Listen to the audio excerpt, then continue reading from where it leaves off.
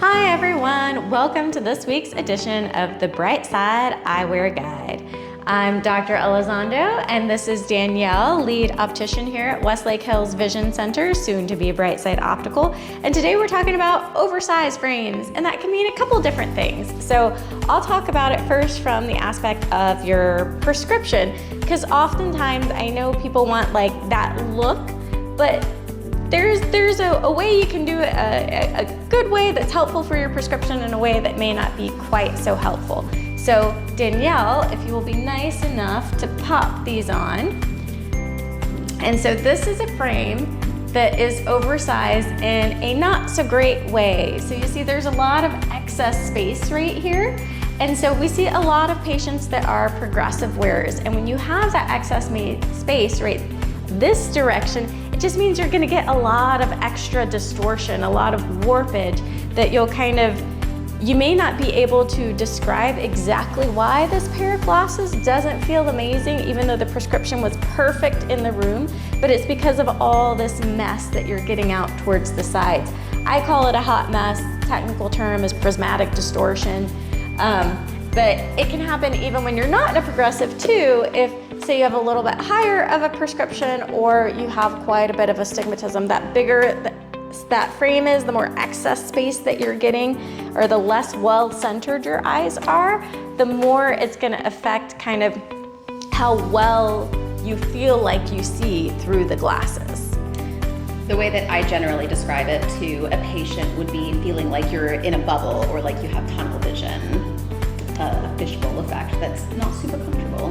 And oftentimes when you are farsighted and have a high prescription, you get that fishbowl, and you actually get like objects in the far periphery will actually almost seem to jump a little bit. It's kind of a weird optical thing that can happen, so you don't want to be way out here. And then we have another frame to look at, and we'll talk about because a lot of times people want that style side of it, right? They want that bigger frame. Oh, you look fabulous, but the frame's a bit too big. So it's not you. So this frame, you see you have that excess space, but if we take that same frame, and if I'll borrow that for a second, and we put it on me, it's actually pretty well centered and fits. So it's really important to see a frame on a person's face to see how it's gonna be, because sometimes people will say, oh, my PD is this, oh, I need a bridge of this, oh, I need a this of that. But it's really, how does that frame actually sit on your face, which is what's gonna determine, are your eyes well centered? Is it a good fit?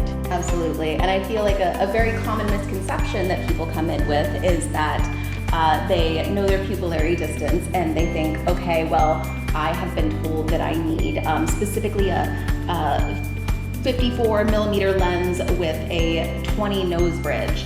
However, that may not technically fit you, and it may just be factoring in what your PD is, but not necessarily how it sits on your face. And sorry, we said PD, pupillary distance, so the distance basically between your two eyeballs. So if you have a more petite face like Danielle has, sometimes we can kind of get that aesthetic a little bit of a different way, because you're often looking for that chunkier look for it. And we have an example here.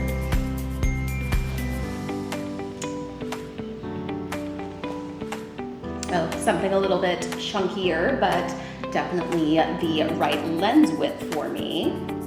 But still gives that oversized kind of chunky cool look. Yeah, her eyes are nice and well centered. This looks great on her.